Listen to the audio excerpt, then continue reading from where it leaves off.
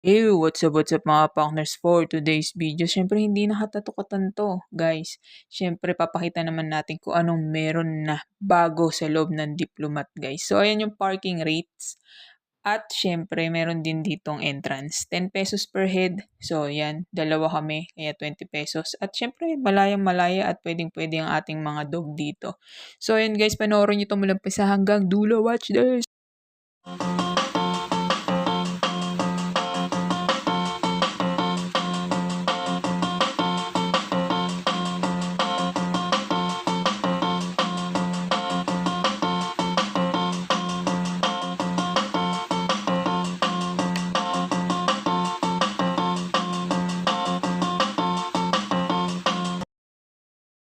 So let's go guys. Pasok na tayo.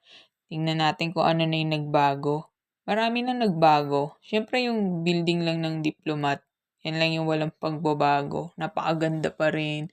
Kumbaga, napaka-aesthetic pa rin ng building ng Diplomat, di ba? Kumbaga, creepy pero napakaganda. So yan, last na punta namin dito is 2018.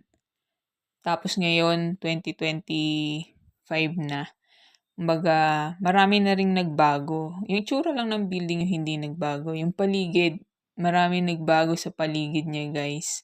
So, tingnan natin kung ano yun. Pasyalan naman natin. Tapos na tayo sa story na nakakatakot.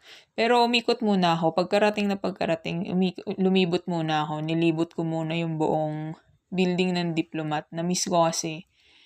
Yan. Dati mga bintana na yan, mga kwarto na yan, mapapasok mo. Tapos yung pinto dito sa gilid na yan, open yan. May picture pa kami dyan dati. Tapos yan sila Mikya nandyan sa harap.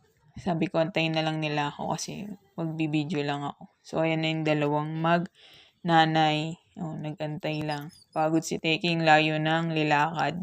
So ayan, yung loob, yan na yung itsura ng Diplomat. Ang dami na rin tambak. Noon wala naman mga ganyan tambak-tambak yan. Siguro inayos din nila yung loob kaya medyo hindi mo na sila ipapapasok. At saka siyempre sobrang luma na rin. No? So yan guys. So yung garden na yan. Wala yan dati. Wala yan dati. Ang tawag ata dyan is pagsinhan. Pagsinhan. Ewan ko kung tama yung pronunciation ko. Ay tatype ko na lang dyan yung ano niya, spelling. Artisan Village. Yan yung tawag sa garden na yan. Napakaganda. So nag-off ako ng background sound kasi ang lakas ng sounds. Baka makapiright tayo. So yan yun. May CR na rin. Tapos yan, nag-shoot lang kaming konti para sa horror nga. So yun, nagsasalita kami dito.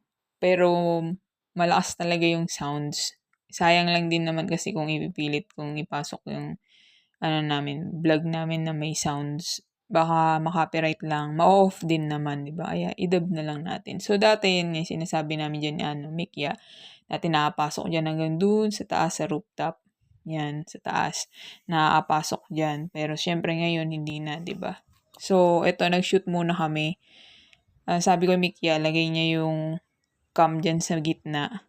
Pagkatapos, maglalakad kami.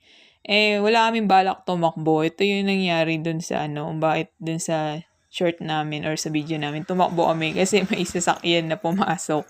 So, ayan. Kaya yun, dampot ulit takbo kami. Tawa din dyan yung driver So, ayan. Take 2 guys. Take 2 tayo. So, syempre, shoot sana kami nun. Tapos biglang sakto naman may umikot na van. Buti hindi puting ban, itim na ban. So, walang balak na kuwanin kami. So, ayan, onting shoot lang para sa horror natin.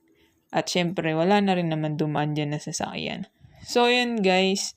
Napakaganda ng building. No? Pag nakikita ko yan, parang sarap-sarap lang tignan. So, ito na yung bagong lugar sa, guys, dito sa Diplomat. So, ayan.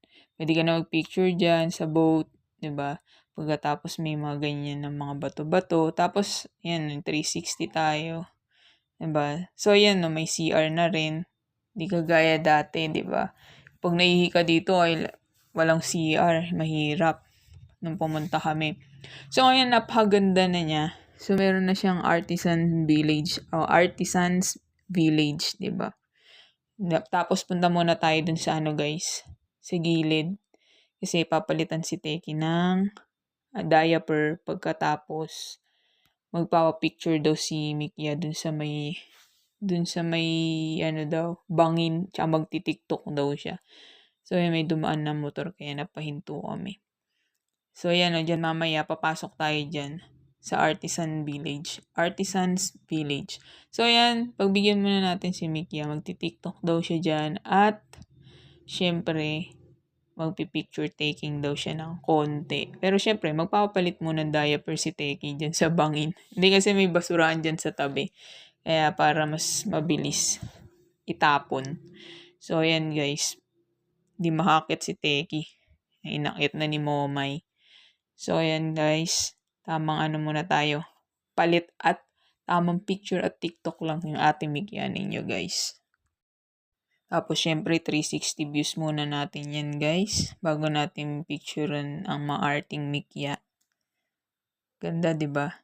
So, ayun, guys. Tamang picture muna tayo kay Mikia. Photographer naman tayo. Pagkatas natin mag-kargador kanina ng gamit nila ni Teki. Tapos, ito naman is yung 2018 namin pagpunta dito sa Diplomat. At, ayan naman ang ngayon, 2025. So, ayan yung 2018. At yung next, syempre, yan naman yung ngayon, 2025. So, ayan yung dating nakakapasok pa sa loob ng Diplomat noong 2018. Yan yung last na punta namin. At syempre ngayon, may garden na. Diba? Meron ng Artisans Village sa gilid. Pwede kayo dyan mag-pictorial, picture-picture. Tamang posing, oh. Pag ako magpo-post, guys, magpipicture sa sariling sikap ako kasi si Mikia. Alin lang yung picture mo dyan, blurred ka, o putol yung alahati ng katawan mo. Diba? Dati nga nagpo-picture ako yung jumping. Magja-jump ako. Walang nakuha. Di ako mangat sa lupa, yun yung shot niya. So, syempre, pag ako magpipicture, sariling sikap ko na lang. Diba? Syempre, takot lang natin kay Mikia, oh. Diba? Post na si Mikia, oh. Ganda ng, kuha ng photographer. Ay. So, yun guys. Pagkatapos nito mag-picture taking, diretso na tayo dun sa may Artisans Village. Doon na tayo tatambay. Di pala tayo tatambay dun kasi may pagkain kaming dala guys. Hindi namin alam to nung pumunta kami dito na may ganito na pala. Kumbaga syempre, nagulat kami. Diba? Para tuloy kaming turista dito no? Parang hindi ako taga Baguio no? Syempre, tagal na rin, 2018 pa kami. 2018 na yun, nung pumunta kami dito sa Diplomat, yun na rin yung ilang araw na lang din. Bababa na kami ng Laguna nun. Kasi may negosyo kaming inaayos doon. Kaya yun yung punta namin dito noong 2018. Yun, mga ilang araw na lang bababa na kaming Manila. No? So kaya ngayon pagbalik namin, nagulat din kami na may ganito na pala Artisans Village dito sa loob ng Diplomat Hotel. So syempre, sa susunod babalik tayo dito. Ibang ibang video naman. Titikman naman natin yung mga pagkainan na meron dyan, mga cafe. Kasi di kasi kami nagko-coffee. Pero syempre yun, basta tikman pa rin natin, di ba? Minsan lang naman natin titikman o kakainin yun, hindi naman araw-araw, di ba? So ayan guys, ang Pagsinhan. Di ko alam, I don't know how to pronounce this. O Pansinghan Artisans Village. Kung correct me if I'm wrong na lang. Kasi di ko alam kung paano i-pronounce. Lalo na sa akin, bulol talaga ako. Or di pala ako talaga marunong magbasa. Charot. Kasi yan may mga butik na.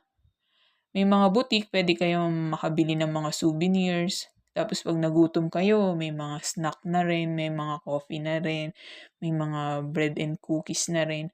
So, next time, babalik tayo dito. Yun naman yung iba-vlog natin. Titikman naman natin kung anong merong kung anong merong product dito, guys. So, yan, no. Yan lang yung meron, di ba? Hagip lang muna tayo, guys. Napakaganda. Ang sarap ng pumunta ng Diplomat. Hindi na nakakatakot, di ba? Hindi ka na matatakot.